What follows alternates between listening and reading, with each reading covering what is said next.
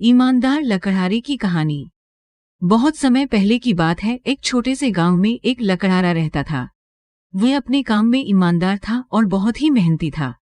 लकड़हारा हर दिन पेड़ों को काटने के लिए पास के जंगल में जाता था। लकड़हारा जंगल से लकड़ियों को काटकर गांव में लाता और उन्हें व्यापारी को बेच देता और उससे जो भी पैसे मिलते उससे वह अपना और अपने परिवार का पेट पालता था। और लकड़हारा और उसका परिवार इस प्रकार के साधारण जीवन से खुश थे। पूर्णविराम। एक दिन लकड़हारा एक नदी के किनारे के पास एक पेड़ काट रहा था। उसी समय उसकी कुल्हाड़ी उसके हाथ से फिसलकर नदी में गिर गई। नदी बहुत गहरी थी। लकड़हारा अपनी कुल्हाड़ी को नदी में से नहीं निकाल सकता था। पूर्णविराम। लकड़हारे के पास केवल एक ही कुल्हाड़ी थी जो नदी में गिर गई थी।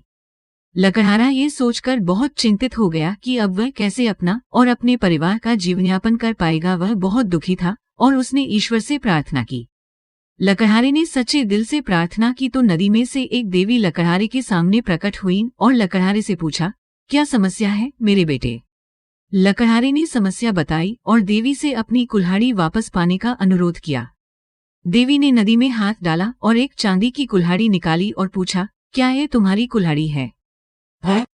लकड़हारे ने कुल्हाड़ी को देखा और कहा, नहीं। देवी ने अपना हाथ फिर से गहरे पानी में डाल दिया और एक स्वर्ण कुल्हाड़ी दिखाई और पूछा, क्या ये तुम्हारा कुल्हाड़ी है?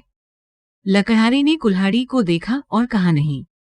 देवी ने कहा, एक बार फिर देखो बेटा, ये एक बहुत मूल्यवान स्वर्ण कुल्हाड़ी है। क्या तुम्हें यकीन है कि ये तुम्हारा नहीं है? लकड़हारे ने कहा, नहीं, ये मेरा नहीं है। मैं पेड़ों को सुनहरे कुल्हाड़ी से नहीं काट सकता। ये मेरे लिए उपयोगी नहीं है। पूर्णविराम। देवी मुस्कुराई और अंत में फिर से पानी में हाथ डाला और लोहे की कुल्हाड़ी निकाली और पूछा, क्या ये तुम्हारा कुल्हाड़ी है? इस पर लकड़हारे ने कहा, हाँ, ये मेरी है, धन्यवाद। देवी लकड़हारे की ईमानदारी से बहुत प्रभावित हुई, इसलिए देवी ने लकड़हारे की ईमानदारी के लिए पुरस्कार के रूप में लकड़हारे की लोहे की कुल्हाड़ी और अन्य 2 सोने और चांदी की कुल्हाड़ियों को भी लकड़हारे को दे दिया।